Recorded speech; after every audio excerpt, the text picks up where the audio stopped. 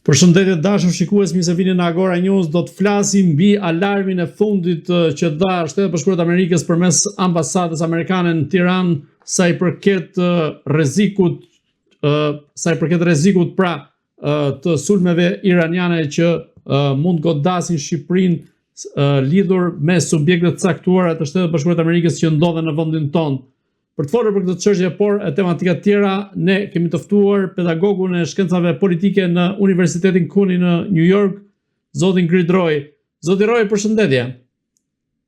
Përshëndetje, faleminderit për ftesën. Zoti Roy, ju i ndiqni vazhdimisht zhvillimet politike, por edhe ato gjeopolitike sa i përket atyre që ndodhin konkretisht në Shqipëri, por tashmë konflikti pra në lindjen e mesme prek në një farë mënyrë edhe vendin tonë, teksa ambasada amerikane ka dhënë një paralajmërim sipas të cilës Shqipëria rrezikohet nga sulme të mundshme iraniane që lidhen me subjekte amerikane në Shqipëri. Ju si e lexoni këtë alarm, po themi në thonjza të Shtetet Bashkuara të Amerikës?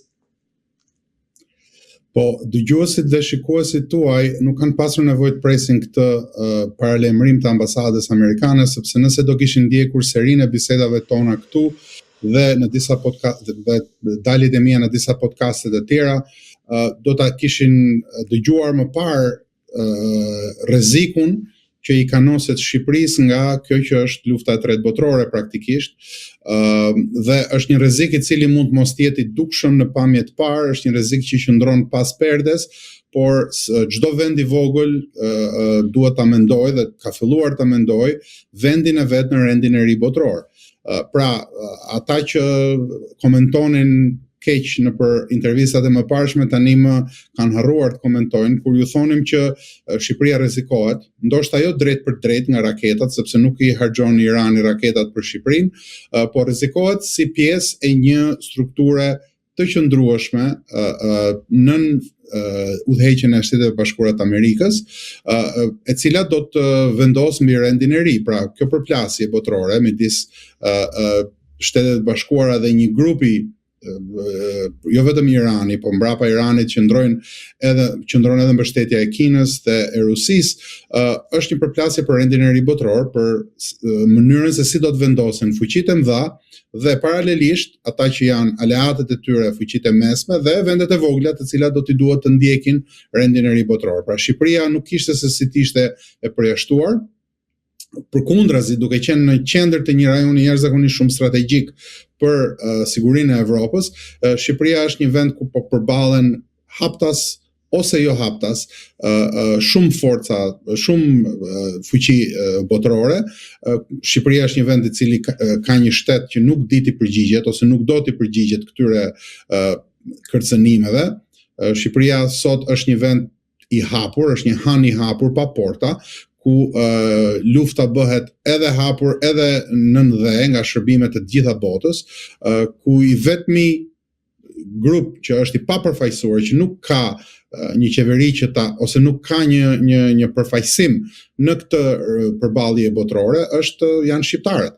Shqiptarët nuk i përfaqëson kurrë, shteti shqiptar vazhdon të cilët në mënyrën më anti-shqiptare të mundshme, fatkeqësisht, mirisht, dhe ajo letra e paradokoshme e kryeministrit Rama bashkë me si vllajën e tij në Serbi, Vučić, duket se është përdita më shumë, po vërtetohet ajo që patëm thënë bashkë në këtë podcast, që është pjesë e një tradhtie kombëtare që i vendos shqiptarët në një pozicion jashtëzakonisht shumë të pafavorshëm. Në këtë pikë dua edhe të theksoj, duke mbetur te ky argument, si është të lutem vetëm mbarojeni, pjesa e një debati mirëfilli gjeostrategjik në Shqipëri. Në Shqipëri flitet për gjithçka, por jo për këto çështje, është treguesi më i madh i anti-shqiptarisë së Parisë së Tiranës. Duke mbetur pikërisht te ky argument i juaj, si është e mundur që në Shqipëri nuk është mbledhur Këshilli i Sigurisë Kombëtare, kryeministri Edi Rama nuk ka marrë asnjë mas në këtë drejtim menjëherë pas paralajmërimit të ambasadës amerikane, dhe ndërkohë u kërkua dhe nga opozita në kuvend një gjë e tillë, dhe nga ana e mazhorancës u tejkalua si diçka që nuk duhet marrë seriozisht. Në këtë rast çfarë bën shteti shqiptar përballë këtij paralajmërimi kaq serioz? Po shikoni, në këtë pikë mungesa e shtetarisë dhe mungesa e seriozitetit në trajtimin e çështjeve kombëtare dhe çështjeve shtetërore, fatkeqësisht nuk është vetëm ekskluzivitet i qeverisë aktuale. Sigurisht, siç e përmenda më parë, qeveria aktuale nuk ka bërë asgjë për të përgatitur shqiptarët, përkundrazi, kryeministri aktual e ka minimizuar çështjen e të ngritur nga ambasada amerikane. Mirë po kjo është një rrjedhë që vjen nga e kaluara e të gjithë tranzicionit shqiptar. Ne kemi një pari të Tiranës e cila ka vendosur në qendër të raison d'être, thuhet frëngjisht, ose aftësisë së saj për të ekzistuar, faktin që siguria e Shqipërisë lidhet me integrimin, një rrenë e madhe, një gjepur e madhe, të cilën ata vazhdojnë sot ta mbrojnë deri diku. A thua se integrimi në NATO na bën që të mos kemi nevojë për ushtri. Ne kemi një pari e cila ka shkatruar ushtrinë shqiptare, edhe atë që ishte. Sigurisht që ata justifikohen duke thënë që ishte e shkatruar dhe nuk i vlente gjë askujt, por askush tjetër nuk ka ndërmarrë këtë eksperiment të frikshëm me shoqërinë dhe me shtetin siç ka ndërmarrë paria e Tiranës. Ka shkatruar çdo lloj industrializimi të vendit, ka shkatruar çdo lloj mbështetje në prodhimin e brendshëm. Pra Shqipëria është sot përveç se një vend pa ushtri, e cila sigurinë e vetme që e ka si pjesë e një aleance NATO, e cila mund të ndryshojë nesër. Sipas asaj që përçoi presidenti Trump në daljet e tij të fundit dhe në fjalimin e fundit, NATO është një aleancë e cila në rastin më të mirë për ne është duke ndryshuar. Në rastin më të keq do të shpërbëhet dhe do të riformatohet në një mënyrë tjetër. Gjëra të cilat janë duke u diskutuar, ka kohë që diskutohen në ambiente të ngushta, po diskutohen për ditë më shumë në mjedise publike. Riformatimi i aleancave ose ndryshimi i aleancës nga NATO në një aleancë të re për rendin e ri botror. Ne kemi një pari të Tiranës e cila ekonominë tonë ka tërësisht të varur nga kundërshtarët tanë. Ne as buk nuk prodhojmë dot vetë, e marrim nga Serbia. Siguria jonë ekonomike varet dhe financiare varet tërësisht nga bankat dytësore, të cilat kontrollohen o nga Greqia o nga të tretë që janë armiq të agjendës shqiptare. Pra, po ta shohim nga pikpamja gjeostrategjike, ne kemi një pari e cila e ka udhëhequr vendin drejt grykës së humnerës dhe sot tallet me rrezikun që i kanoset shqiptarëve, sepse në fundit e vetmja gjë që intereson është pushteti i saj dhe atë e ka të konsoliduar mjaft mirë. Për t'ju përgjigjur drejt për drejt pyetjes tuaj, Shqipëria sigurisht që rrezikohet. Ky konflikt është një konflikt në rritje dhe jo në ulje. Nëse i referohemi fjalimit fundit të presidentit Trump, ju referua luftës me Iranin në krahasimisht me luftën e parë botërore dhe luftën e dytë botërore. Çdo kush që ka vesh e dëgjoi me shumë kujdes këtë dhe mori mesazhin e duhur. Ama në Shqipëri, përtej 2 ose 3 analistëve, përtej ndonjërit që është zgjuar tani më, kur ishte ministri i jashtëm fliste ndryshe, po tani më del dhe flet si kofini pas të vjelave për rrezikun që na kanoset e të tjera, përtej këtyre diskutimeve që janë serioze, në mjedisin publik shqiptar diskutohet çdo lloj gjëje, diskutohet tallava gjeopolitika, por asnjë ide reale, asnjë ide mbi atë çka po ndodh. Dhe kjo është për të ardhur keq, dhe faj për këtë nuk e kanë shqiptarët, nuk e ka ignoranca shqiptarëve, po e ka thelbësisht dhe krejtësisht paria e Tiranës që po na udhëheq drejt Kreminës. Në këtë rast, sa i përket sulmeve të mundshme, pra lëvizjeve apo goditjeve subversive, siç mund cilësohen apo akteve të tjera të rënda që mund të ndodhin të grupeve iraniane në Shqipëri, kush e mbron në këtë rast Shqipërinë? E mbron NATO apo qeveria shqiptare? Po, shikoni, çdo vend që e ka të varur sigurinë e vet nga të huajt, është një vend që shumë shpejt mund të mos ekzistojë më. Sepse siç e din ata që duan të mendojnë, që ende vazhdojnë të mendojnë dhe nuk e kanë hedhur tutje aftësinë e të menduarit, askush nuk vjen në ndihmë thjesht për shkak të një aleance. Aleancat bazohen zakonisht në interesa të ndërsjella dhe nëse çmimi i aleancës bëhet më i lartë se sa veprimi në favor të aleatit, atëherë çdo aleat të braktisë pa asnjë lloj problemi sepse varet nga çmimi. Pra, Paria e Tiranës e ka vendosur Shqipërinë në një pozicion ku ne jemi thjesht mallkëmbimi.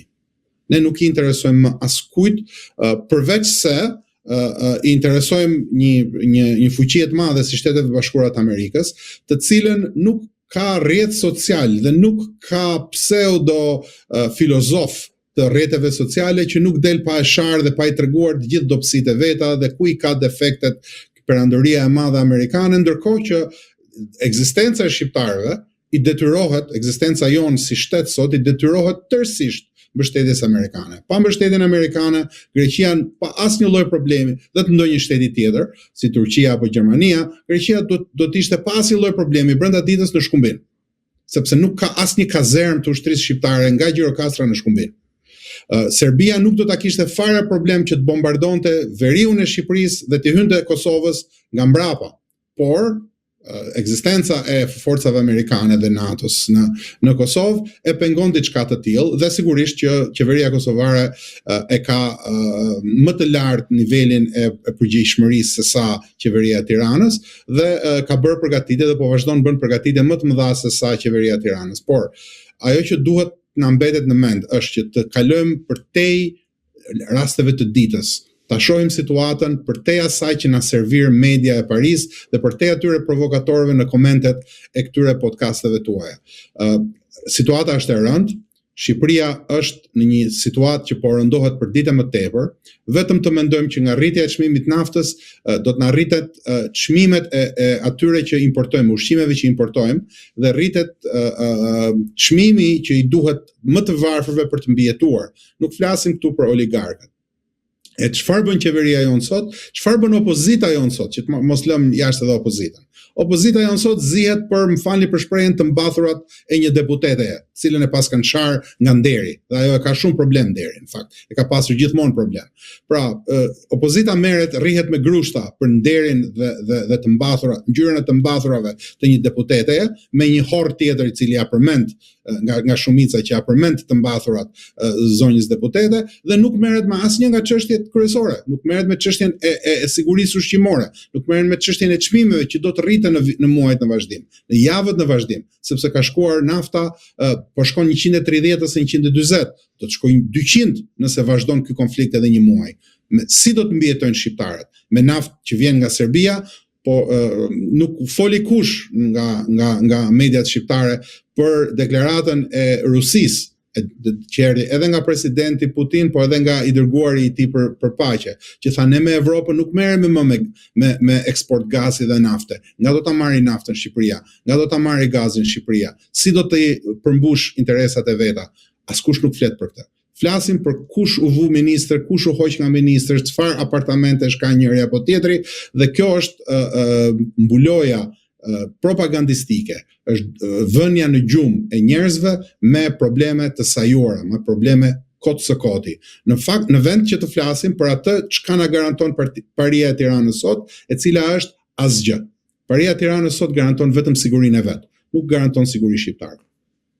Ju përmendët dy aspekte, të cilat unë do t'i ndërthurja në një pyetje, sa I përket deklaratës tronditse që ka bërë vetë Donald Trump më parë dhe tashmë së fundmi përmes sekretarit amerikan të shtetit Marco Rubio, se Shtetet e Bashkuara të Amerikës mund të tërhiqen nga NATO pas mbarimit të këtij konflikti dhe nga ana tjetër, nëse Shtetet e Bashkuara të Amerikës tërhiqen nga Aleanca Atlantiku të Veriut dhe aleanca dobësohet, pra shkon drejt jo një përçarje, po themi, po drejt një dobësimi të madh, a lë kjo Shqipërinë përballë fqinjve si Greqia, siç e përmendët, por edhe Serbia nga ana tjetër, dhe mund t'u jap shkas atyre për pretendime të caktuara ose në rast të konflikti mund të sulmojnë shqiptarët në rajonin e Ballkanit?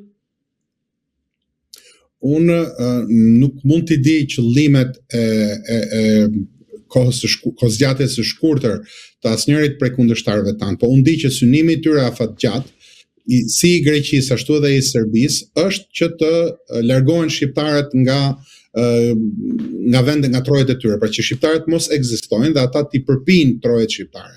Ka qenë me kohë, është pjesë e strategjive të tyre afatgjata dhe është një strategji që nuk ndryshon, pavarësisht se kanë ndryshuar sistemet e qeverisjes, kanë ndryshuar partitë në qeverisje e të tjera e të tjera. Çdo gjë ndryshon në Greqi dhe në Serbi, përveç se faktit që synimi i tyre është që të kollaborojnë tokat shqiptare. Për te gjitha llojeve të marrëdhënieve dypalqe. Pra, është e qartë që në politikën reale, në atë që ka ndodhur realisht në botë, raportet e fuqisë janë ato që përcaktojnë fatet e vendeve të vogla sigurisht. Ne si vend i vogël jemi të lidhur sidomos në 100 vitet e fundit me përplasjen e fuqive të mëdha dhe duke qenë që jemi të lidhur me përplasjen e tyre, sigurisht që na ndikon kjo edhe tërthorëzi, por edhe drejt për drejt. Tani do t'i përgjigjem pyetjes tuaj pak më drejt për drejt, pak më në thelb të çështjes. A rrezikohen shqiptarët nga Greqia dhe nga Serbia? Çdo ditë, çdo sekond dhe çdo minutë. Pa dyshimin më të vogël. Po të mos ishin ato që quhen shtrëngesat ose në anglisht constraints, që vijnë nga fuqitë e mëdha, nga interesat e fuqive të tyre, nga ndërthurja e fuqive të ndryshme. Mos harrojmë se në rajonin ton kemi edhe një fuqi tjetër rajonale që është Bullgaria, e cila ka interesat e veta. Pra, po të mos ishte për këto lloj shtrëngesash të ndërsjella, asgjë që ka bërë shteti shqiptar në këto 35 vitet e fundit nuk do të pengonte glabërimin e shqiptarëve nga të huajt. Pra, nëse ka veprime kombëtare që kanë ndodhur në trojet shqiptare në këto kohë të fundit, të gjitha e kanë pasur zanafillën jashtë Tiranës zyrtare. Tirana zyrtare i është adaptuar UÇK-s, i është adaptuar realiteteve që kanë ardhur nga brenda për brenda popullit shqiptar. Nuk ka bërë asgjë për të rritur sigurinë e Shqipërisë. Na është shitur NATO-ja si garanci sigurie, ndërkohë që ushtria jonë është qesharake në krahasim me fqinjet. Na është shitur armatim, ne vazhdojmë dhe shesim armatim. Ne shitëm para 4 viteve u bë tani lufta në Ukrainë. Kemi shitur gjithë municionet Ukrainës. Kush përgjigjet për këtë? Kush përgjigjet për mungesën e asaj që është arsenali shqiptar? Pavarësisht se sa vet ka ushtria shqiptare. Këta kanë çdo gjë që e kanë bërë për të përfituar, për të vjedhur dhe për të bërë pasanik vet. Këta janë tradhtarët e kombit shqiptar, por fatkeqësisht këta janë pushtet dhe i mëkojnë njerëzit me idenë se nuk na rrezikohet gjë, se na mbron NATO, se na mbrojnë bazat ushtarake e të tjerë e të tjerë. Çfarë synon Serbia teksa është armatosur me raketa nga Kina, por edhe nga Rusia dhe me një armatim që shkon për te një konflikti rajonal, duhet thënë, në një farë mënyre me armatimin që është duke marrë kohët e fundit. Pra, a ka një përgatitje nga ana e vendeve të rajonit se edhe rajoni Ballkanit mund të ndizet një ditë ose ekziston rreziku për një konflikt të mundshëm?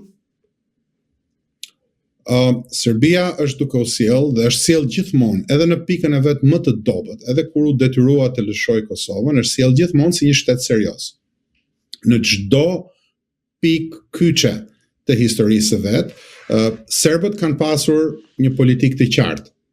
Dhe politika e tyre është që edhe në u dash që ta lëshojmë përkohësisht Kosovën, nuk e lëshojmë kur pretendimin për Kosovën dhe jemi të aftë të presim derisa shqiptarët të marrin një gur dhe t'i bien kokës.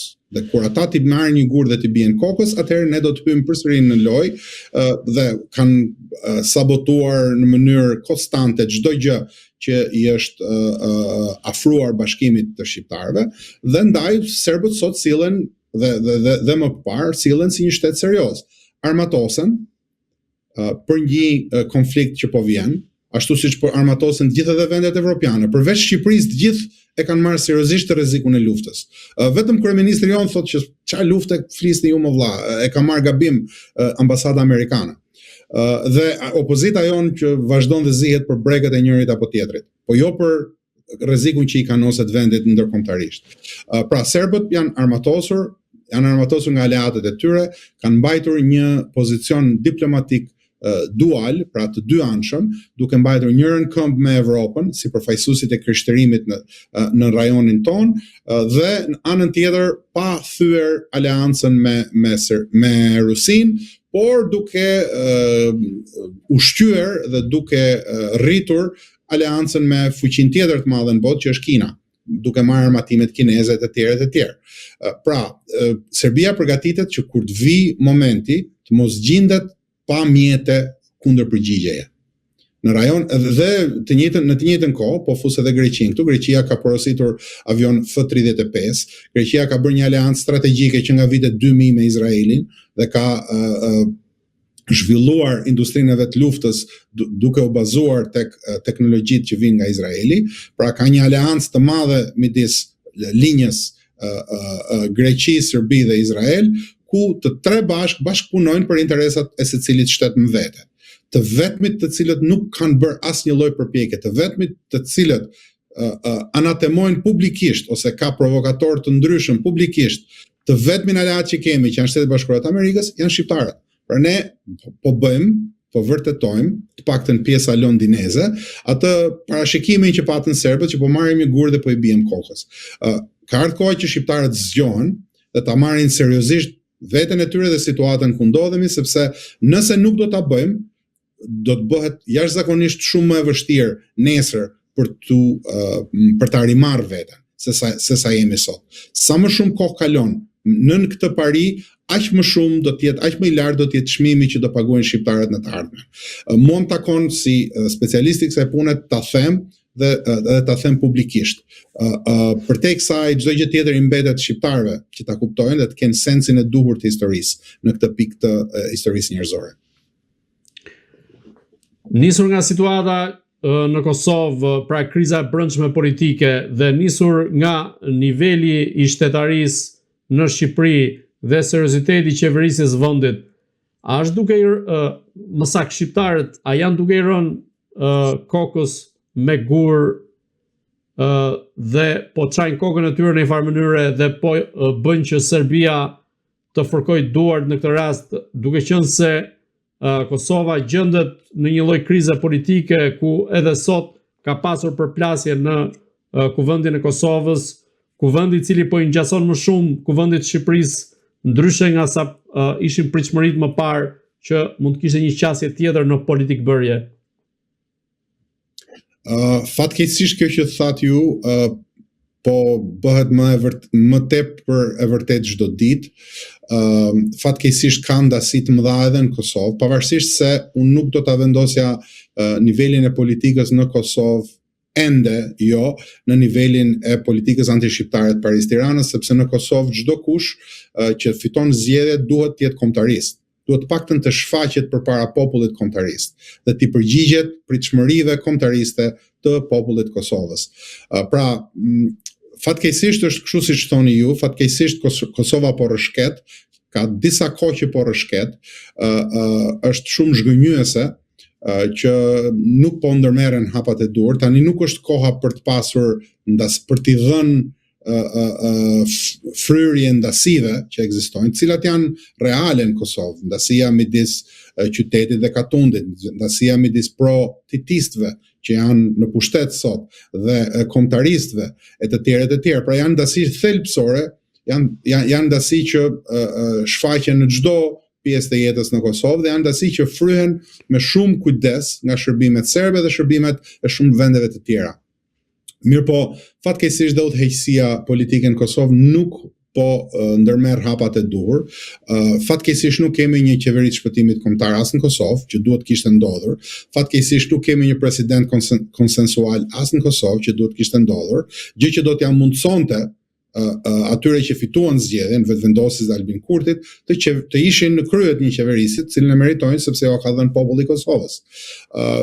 Mirë po, nga një herë, interesi kombëtar duhet të jetë mbi interesin politik dhe partijak dhe e shoh që qeverisja e Albin Kurtit ka rënë në nivelin e një qeverisje partijake, thelbësisht partijake, nuk po kërkon lirimin e komandantëve, nuk po denoncon gjykatën e Hagës ashtu siç duhet dhe po mbetet në pozitat e një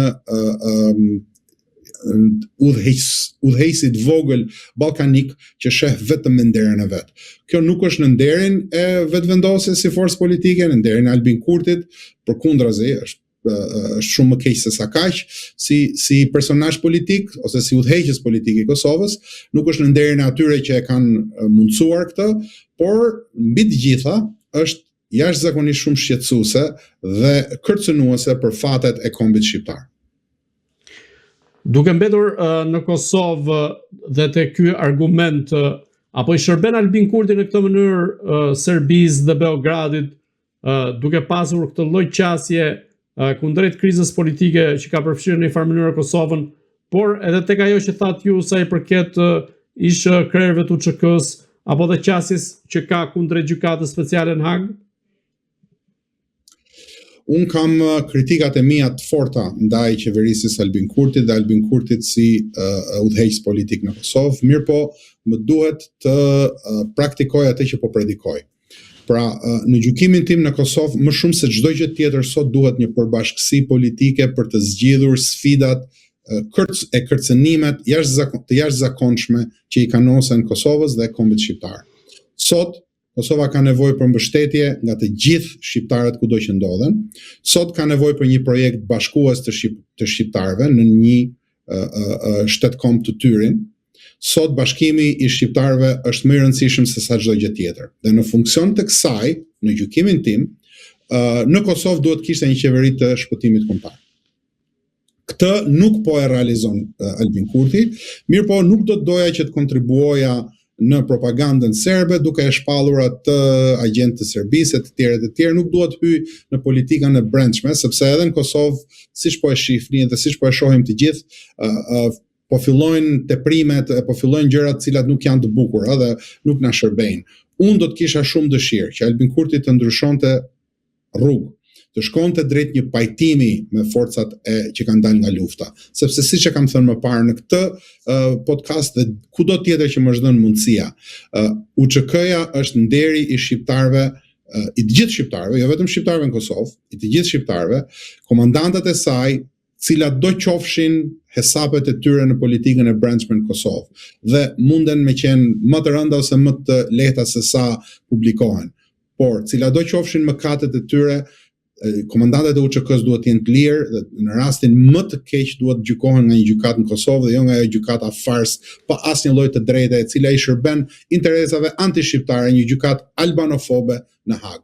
Këtë nuk duhet ta them unë si analist që njoh situatën, këtë duhet ta thotë qeveria. Këtë duhet ta thonte presidenti Osmani, këtë duhet ta thonte kryeministri Kurti. Pavarësisht se ata i kanë kundërshtar për vdekje, pavarësisht cilat do lloj gjëje të padrejtë që mund të kenë bërë ish komandantët kur ishin në Kosovë ndaj tyre politikisht. Shtetaria kërkon që t'i jepet dora dhe atij që është armiku politik për hir të kombit. Ky është faji që unë i jap Albin Kurtit dhe Vjosa Osmanit dhe Donika Gërvallës dhe të gjithë tyre, të cilët nuk kanë mbërritur dot të shikojnë përtej interesit tyre të ngushtë personal. Zoti Roj, të kalojmë pak në konfliktin e lindjes mesme ku ka pasur tensione sa i përket deklaratave, por edhe sulmet midis Shtetit Bashkuar të Amerikës dhe Iranit dhe Izraelit vazhdojnë. Ndërkohë, një deklarat e presidentit amerikan Donald Trump ka tronditur, po themi, opinionin publik ndërkombëtar, teksa u shpreh se ai mund ta dërgojë Iranin në epokën e gurit. Çfarë po ndodh konkretisht në lindjen e mesme në konfliktin me Iranin? Apo shkojmë drejt një zgjidhje apo konflikti po shkon gjithnjë e më shumë duke u thelluar? Siç e dini, unë kam bërë një status para disa kohësh ku shprehja se në politikën ndërkombëtare e veçanërisht në luftë, kur politika ka mbërritur në kulmin e ashpërsisë së vet, sepse sipas Van Clausewicit, lufta është vazhdimi i politikës me mjete të tjera, me mjete më të forta. Atëherë, pikërisht në këto kondita, në këto situata, nuk duhen parë kurrë deklaratat e aktorëve në lojë, po duhen parë veprimet e tyre.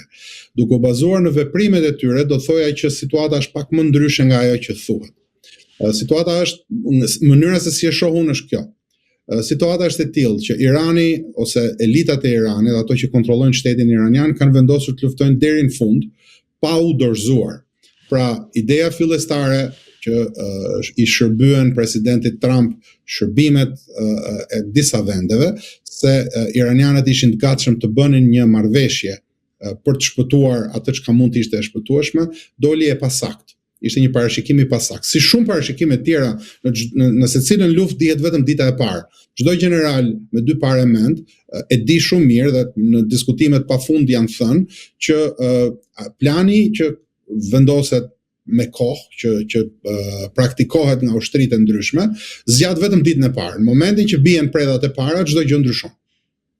Dhe duhen plane dytësore, tretësore, A, B, C, D. E patëm përmendur në një seri të mëparshme këtu tek ju që presidenti Trump ka planin A, B, C, D dhe disa planet tjera ndoshta që ne nuk i dim dot. Ajo që duket nga faktet është që Irani nuk po dorëzohet dhe nuk do të dorëzohet. Aftësitë ushtarake të Iranit i tejkalojnë parashikimet, përsa kohë që raketat vazhdojnë dhe bien si shi në Tel Aviv dhe në gjithë Izraelin. Ajo që shihet është që në këtë përballje Irani nuk është vetëm, ka disa forca të tjera të cilat përditën më shumë po i afrohen luftës, së fundmi Jemeni, të paktën pjesa e Jemenit e kontrolluar nga popullsia shiite Houthi, janë hedhur dhe ata në luftë. Pra Irani po përshkallëzon veprimet e vet brenda mundësive që ka. Të njëjtën gjë po bëjnë dhe Shtetet e Bashkuara të Amerikës dhe nuk do të ishte e pa parashikueshme që të kemi një ndërhyrje ushtarake toksore, të paktën të pjesshme të trupave amerikane. Kjo nuk është e thënë publikisht ende, por çdo lloj veprimi që shohim, transferimi i trupave speciale në masë, transferimi i disa reparteve të ushtrisë amerikane të cilat janë specializuar në ndërhyrje të tilla, duket dhe sidomos ajo që është më e rëndësishmja, mbyllja e ngushticës së Hormuzit, e cila po vështirëson jashtëzakonisht shumë ekonominë botërore, e ka çuar në krizë ekonominë botërore. Të gjitha këto çojnë drejt një vazhdimësie të luftës në lindjen e mesme dhe një përshkallëzimi me trupa ushtarake toksore. Kjo mbetet gjithsesi një vendim që do ta marrë presidenti amerikan, por nga fjalimi i tij, nëse mund ta shohim fjalimin e tij të fundit që i dha kombit amerikan, ajo që tha ai ishte që në 2-3 javë të ardhshme do të përshkallëzojnë bombardimet dhe nëse ka marrëveshje, atëherë do të kemi paqe dhe çdo gjë do të mbyllet shumë shpejt. Nëse nuk ka marrëveshje, atëherë do të kemi gjëra të tjera të cilat nuk u than, por çdo lloj parashikimi çon drejt trupave toksore në lindjen e mesme dhe kjo pastaj është një përshkallëzim tjetër i cili është i paparashikueshëm sot për sot, por jashtëzakonisht me shumë gjasë që të ndodh. Cila është ajo arma sekrete që e bëri Iranin të përballojë një konflikt që tashmë ka shkuar rreth mbi një muaj dhe që të vazhdoj akoma të sulmojë në këtë rast Izraelin? A kanë të bëjnë me përgatitjet përgjatë viteve të fundit që e prisnin një konflikt të tillë, apo është terreni i atill që u mundson këtë gjë, apo janë fortifikimet e nëndeshme ku një sër ekspertësh mendojnë që kjo është një nga armët sekrete që Irani e bën të paprekshëm qofshin edhe nga bombardime më të forta amerikane? Do filloj nga kjo e fundit, të paprekshëm nuk ka në këtë botë, nuk ka vende të paprekshme, por gjitha këto që thatë ju përveç këtij cilësimit të fundit, janë të gjitha reale, të gjitha të vërteta. Dhe unë do thoya që përgjigja është pak nga të gjitha nga këto. Do të shtoj edhe një diçka tjetër që nuk po thuhet shumë shpesh, po që është një pjesë, besoj unë, kryesore e aftësisë së Iranit për të rezistuar. Irani, duhet të thënë me pikë pari, që Irani nuk ka mundësi për ta fituar ushtarakisht luftën. Irani ka mundësi që të ngrejë çmimin e luftës, të durojë shkatrimin dhe të ngrejë çmimin e luftës për ekonominë botërore dhe duke ngritur çmimin e luftës për ekonominë botërore, duke përfshirë sa më shumë shtete, duke e bërë të pamundur ekzistencën njerëzore në vendet e gjirit, duke bombardimi i shteteve të gjirit, të GSTC-s që quhet, që janë shtetet e kooperacionit ose kooperimit të gjirit persik, ka pikërisht këtë synim, pikë synim, që ta bëjë të pamundur jetën atje, t'i bëjë këto vende ose të zgjedhin ose të vazhdojnë luftën për ekzistencë në krah të Shtetit Bashkuar të Amerikës, ose të nënshtrohen Iranit. Nga ana tjetër, Irani synon gjithashtu që të përfshijë sa më shumë vende, ekonomia të cilëve preket, pikëpari Evropa, e cila gjendet e pafuqishme për të bërë ndonjë gjë në këto kushte, të cilën presidenti Trump e sfidoi që të hapë gjirin e Hormuzit, ngushticën e Hormuzit, tha nëse nuk deshet të na ndihmonit në kuadër të NATO-s, atëherë ne amerikanët naft nuk kemi nevojë, shkoni dhe gjeni vetë mënyrën se si ta hapni ngushticën e Hormuzit, kur ju na e kërkoni ndihmën ne do t'ju a japim, ndryshe nga ju. Por ajo që nuk është përmendur aq shpesh është Irani ka bërë një ndryshim radikal në mënyrën se si i drejton artilerinë e vet dhe raketat, ka ndryshuar nga sistemi me satelit amerikan, ka shkuar në sistemin me satelit kinez Beidou. Dhe kjo ja mundson që t'i shmanget shumë prej mënyrave të interceptimit ose të kapjes së raketave në ajër. Gjithashtu Irani ka një strategji, siç duket, të mirë menduar prej shumë kohësh, ku në fillim përdori raketat e vjetra për t'i bërë kundërshtarët Izraelin dhe Shtetet Bashkuara që të përdorin raketa interceptuese në mas, dhe tani që numri i raketave interceptuese ka rënë, përdoren artilerinë më të rëndë, përdoren raketat më të mëdha, 1 tonshë, 2 tonshë, bile edhe 4 tonshë, të cilat shkaktojnë dëme më të mëdha. Gjithsesi, duhet thënë përfundimisht që Irani është në fazën e rezistencës dhe nuk ka shanse që ta fitojë në mënyrë kinetike luftën, por ka shanse që duke u sjell në mënyrë strategjike t'i krijojë vetes hapësirë për t'i mbijetuar një konflikti dhe për të dalë fitues në mënyrë strategjike dhe jo ushtarake. Kjo mbetet për t'u parë, sepse çdo lëvizje e Iranit sjell pastaj kundër lëvizje të Shtetit Bashkuar të Amerikës dhe aleatëve të tyre, dhe siç e thash më parë, unë nuk do të flija gjumë rehat nëse do të isha një nga udhëheqësit iranian në këtë ditë.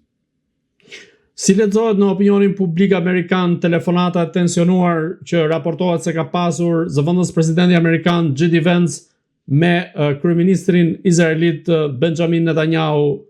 Në këtë rast, a ka qenë vërtet Izraeli ai që e ka shtytur apo e ka futur në një luftë Amerikën përballë Iranit, apo kemi të bëjmë me një koalicion që tashmë kishte marrë këtë vendim për të luftuar kundrejt Iranit, sepse sipas telefonatës mësohet se J.D. Vance i ka thënë Netanyahut se ishte ti që na e bëre shumë të lehtë këtë luftë dhe tani jemi drejt një fundi që s'po mbaron. Shikoni, pikë pari, unë duhet deklaroj që nuk e di se si ka qenë telefonata, nëse ka pasur telefonat apo si ka qenë telefonata, dhe në rast e luftës, siç e kemi thënë dhe më parë këtu, nuk duhet besuar shumë çka që del nëpër media, sepse është pjesë e një propagande për të drejtuar vëmendjen e njerëzve. Por pa e ditur se çfarë ka ndodhur, duke marrë për të mirëqenë atë që është thënë mediatikisht, unë do të kisha pak kujdes në interpretimin e saj ashtu siç është bërë deri më sot. Pse e them këtë? E them sepse Shtetet Bashkuara të Amerikës pikë pari e kanë treguar me kohë se nuk e vendosin interesin e askujt tjetër përpara interesit të tyre. Pikë së dyti, nëse flisni me çdo lloj specialistit të qeverisë amerikane dhe sidomos me specialistët e shërbimeve, janë jashtëzakonisht shumë të ndërgjegjshëm që pavarësisht aleancës së ngushtë ushtarake dhe politike me Izraelin, nga pikpamja e mbledhjes informacioneve, Izraeli ka qenë dhe vazhdon të mbetet një nga kundërshtarët më të fortë të Shtetit Amerikan, dërgon jashtëzakonisht shumë njerëz për spionazh në vend të dytë mbas Kinës. Pra, në çdo rast, si Izraeli ashtu dhe Shtetet Bashkuara të Amerikës janë të ndërgjegjshëm që aleanca mes tyre është në bazë të interesave. Ata janë shtetar real, si ata në Izrael dhe këta në Shtetet e Bashkuara të Amerikës. E kuptojnë mënyrën se si funksionojnë marrëdhëniet ndërkombëtare midis shteteve. Nuk ka aleancë që të garanton ndonjë gjë. Aleanca më e mirë vazhdon deri në pikën, siç e thash më parë, kur interesi i mbrojtjes së aleatit bëhet më i kushtueshëm se sa mund ta përballojë aleati tjetër. Pra në momentin që interesat e Izraelit bëhen mjaftueshëm të kushtueshëm për Shtetet e Bashkuara të Amerikës, deri në atë pikë ku nuk mund ta përballojnë me këtë lloj koste, Shtetet e Bashkuara të Amerikës do të marrin vendimet përkatëse. Dhe këtë e dinë edhe njerëzit që janë në qeverinë Izrael, e dinë edhe qeveritarët Shtetet e Bashkuara të Amerikës. Pra, më duket reduktive kjo mënyrë shprehje që e futi Izraelin në luftë. Kjo nuk do të thotë që raportet inteligjencës që Izraeli i shërbeu administratës amerikane nuk ishin të drejtuara drejt synimit të Izraelit për t'i përfshirë Shtetet e Bashkuara të Amerikës në këtë luftë, sepse është po aq e ditur që Izraeli ka shumë interes, jo vetëm që Shtetet e Bashkuara të Amerikës të kishin hyrë në këtë luftë, të hynin, por dhe të qëndrojnë në mënyrë afatgjatë, në mënyrë që t'i shërbejë interesave të Izraelit. Pra, çdo qeveri vepron sipas interesave të tyre dhe vendimet i marrin udhëheqësit përkatës. Nuk do të ishte për mua, nuk është fort afër të vërtetës që të thuhet që qeveria X i futi Shtetet e Bashkuara të Amerikës në këtë luftë. Janë vendime që merren në rangje të larta dhe merren për shumë arsye. Njëra nga këto arsye mund të ketë qenë që raportet e inteligjencës së Izraelit ishin më optimiste se sa duhet. Por kjo është pjesë e lojës. Zoti Roy, a mund të ndërtoni projekcion sa i përket këtij konflikti, se si mund të vijojë, mund të përfundojë përmes një marrëveshje mes Shtetit e Bashkuara të Amerikës, Izraelit dhe Iranit, apo është një konflikt i cili nuk i dihet fundi dhe mund të precipitojë në vijimsi? Çdo analizë racionale do duhet bazohet në atë që ndodh në terren. Pra, është e pamundur që po t'isha i aftë parashikoja këtë, do t'isha miliarder. Fatkeqësisht nuk jam ende. Por mund t'ju them që racionalisht disa janë rrugët e mundshme. Njëra rrugë është që të gjitha palët të deklarojnë fitoren dhe të tërhiqen. Mirë po, është e pamundur që këtë ndodh për sa kohë që ngushtica e Hormuzit është e mbyllur. Realisht ngushtica e Hormuzit tani më është e mbyllur, madje me hyrjen në luftë të popullsisë Houthi, rrezikohet edhe ana tjetër e transportit, që është Suezi, anijet që kalojnë nga kanali i Suezit. Pra, kemi një problem nga të dyja anët, dhe nëse rrezikohet dhe ai kanal lundrimi, atëherë problemet janë më të mëdha. Duhet parë se si dhe sa do të përfshihen në këtë konflikt fuqi të tjera si fuqi rajonale, siç është Rusia apo dhe Kina. Pra, ka shumë të panjohura të cilat mund të përcaktojnë fatet e këtij konflikti. Ajo që mund të themi me siguri të plot është që ky nuk është një konflikt që do të zgjidhet shpejt.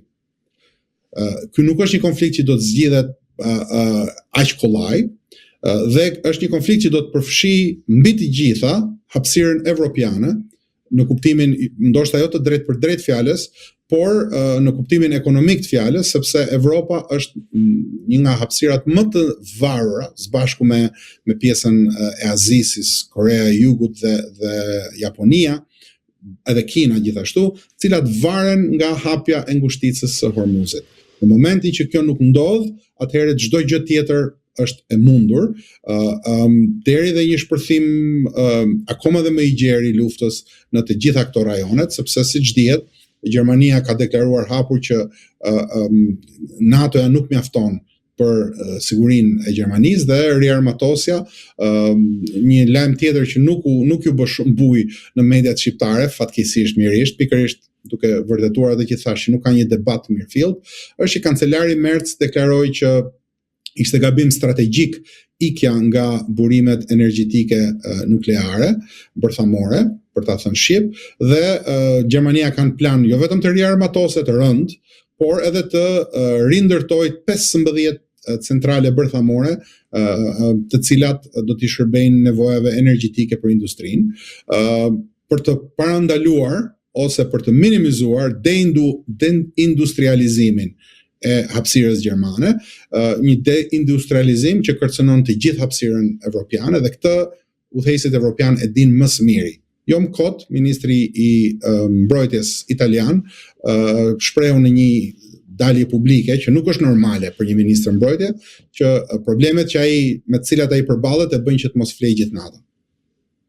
Nga sekretet që lexon ndoshta, duke qenë se është ministër mbrojtje. Pikërisht. Ai ka informacione të cilat nuk mund t'i bëj publike, por ai në bazë atyre informacioneve tha që nuk e zinte gjumin natën. Nuk është normale kjo për një ministër mbrojtje. Sot Roj, të rikthehemi në realitetin politik shqiptar, teksa në Partinë Socialiste kanë filluar lëvizjet, po themi nëse mund t'i quajmë të tilla, dhe përplasjet mes radhëve, teksa Elisa Spiropali ka filluar në mënyrë indirekte, por edhe me kode të caktuara politike të godas kreun e Partinë Socialiste dhe njëherësh kryeministrin Edi Rama. A mendoni se Elisa Spiropali ka të kapacitet politik që mund të godasë Edi Ramën brenda radhëve të Partisë Socialiste, apo është një zhurmë e atill që e bën Edi Rama për të shmangur vëmendjen në opinionin publik? Nuk kam informacione të brendshme për sa i përket zhvillimeve të Partisë Socialiste, por jam me anë të asaj që është për publike, mund të them që ajo që sapo ju shprehet është reale, është duket e vërtet. Mirë po, nga pikpamja analitike, unë mendoj që ka disa gjëra që duhen marrë parasysh. Pikë së pari që zakonisht teoria na thot që në momentin që ushtrohet trysnia e vazhdueshme, ushtrohet ndaj një subjekti, ndaj një grupi, ndaj një kryeministri, ndaj një partie, pikërisht për të krijuar të çara, pikërisht për të krijuar pakënaqësira, pikërisht për të ushqyer këto çarje brenda të një partie dhe për të adopsuar atë.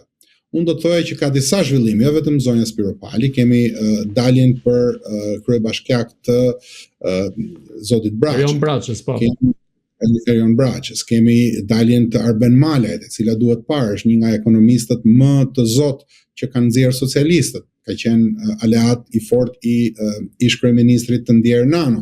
Pra, ka disa lëvizje të brendshme nga ata që mund quhen socialist të bazës, dhe zonja Spiropali vjen, pavarësisht se erdhi nga mjafti, ka disa lidhje me pjesën e lunxherisë dhe me një personazh të njohur të lunxherisë siç është Gramoz Ruçi. Pra, asgjë nuk ndodh pa një mekanizëm nga mbrapa. Megjithatë, unë do të thoja që sot për sot këto janë thjesht lëvizje jo tektonike, janë lëvizje të vogla, janë lëvizje të cilat nuk ja të kurrin dot fuqinë kryeministrit aktual, por janë lëvizje të cilat në rastin më të mirë për kryeministrin aktual e detyrojnë atë që ti kushtoj vëmendje këtyre të çarave të vogla. Fatkeqësisht do këta janë gjithë personazhe të konsumuar, sepse e kanë ngrënë nga një lug çorb të prishur. Jo më pak se sa 2 ditë më parë pash një artikull gazetaror që nuk duke gazetaror fare, duke sikur vinte nga zyrat e propagandës së kryeministrit, ku i nxjerrin disa të palara ish ministres së jashtme dhe ish kryetares kuvendit, ku është e lidhur, cilat janë grupet e kriminale cilat kanë përfituar, çfarë tenderash ka marrë, e të tjera. Pra, lufta mes llojit në Parinë e Tiranës bëhet duke nxjerr pislliqet njëri tjetrit, duke kujdesur ama që të mos dalin ato pislliqet thelbësore që do ta shndërronin atë që është kuptimin e njerëzve ndaj qeverisë apo ndaj Parisë. Për mua nuk besoj që ka ndonjë dyshim të madh që shqiptarët ta dinë dhe e dinë, besoj unë, që janë qeverisur gjatë gjithë këtyre viteve nga horra, hajna, kriminal, sindikata ndërkombëtare e krimit dhe njerëz të pa fytyrë, pa parime, pa ideologji, që nuk i përmbahen asnjë lloj gjëje përveç se poshtërsisë njerëzore për t'u pasuruar. Ky duhet me qenë thelbi i gjithë këtyre lëvizjeve të brendshme. Prej këtyre nuk mund të pritet hajër, thot populli shqiptar. Prej këtyre nuk mund të pritet shpëtim. Për këtyre pritet vetëm llum, vazhdimsi e llumit, dhe nëse një pjesë e llumit i del kundër një pjesë tjetër të llumit, neve na mbetet mbetja e llumit. Nuk besoj që kanë një përfitim. E vetmja gjë që do t'i bënte shqiptarët të përfitonin do t'ishte do t'ishte refuzimi en toto, totalisht, tërësor, pa asnjë lloj kompromisi i të gjithë kësaj parie. Koha e këtyre ka përfunduar. Këta vetëm se na çojnë thellë më thellë në gremin, nëse shqiptarët duan shpëtim, duhet t'i largohen kësaj parie. Për sa kohë që do të mbeten peng i favoreve të vogla, i parave që marrin këtu apo aty, i një tenderi këtu, i një tenderi aty, i një personi që më ka futur në punë X-in apo Y-in apo Z-in, atëherë ne do të mbetemi peng i historisë dhe ne do të vazhdojmë skllavërimin e disa brezave në të ardhmen. Nuk duhet të jetë kjo që të ndodhë në Shqipëri. Zoti Roy, unë ju falenderoj për gjitha mendimet dhe analizën këtu në Agora News. Faleminderit ju për mundësinë. Të dashur shikues, bashkë do shihemi në intervista të tjera, por mos harroni të bëni subscribe në kanalin tonë në YouTube.